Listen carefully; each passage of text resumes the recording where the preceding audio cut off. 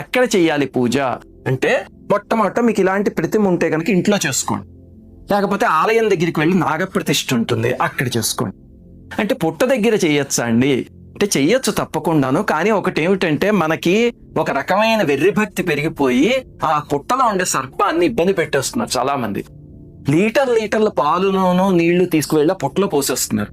మీరు బకెట్లు పాలు పోసేస్తే అదంతా బురద అయిపోయి ఇంకా సర్పం అందులో ఉండగలదా అంటే మన అతిభక్తితో వెళ్ళి దాని ఇల్లుని పాడు చేసినట్టు.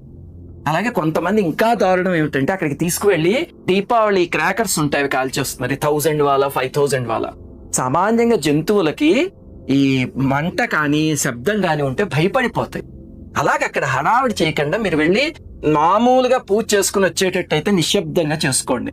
ఎందుకంటే సర్పాన్ని భక్తి పేరుతో హింసించామనుకోండి ఆ పాపం ఎక్కువ వస్తుంది పుణ్యం కన్నా. ప్రకృతిని గౌరవిస్తూనే మన పూజలు మనం చేసుకోవాలి.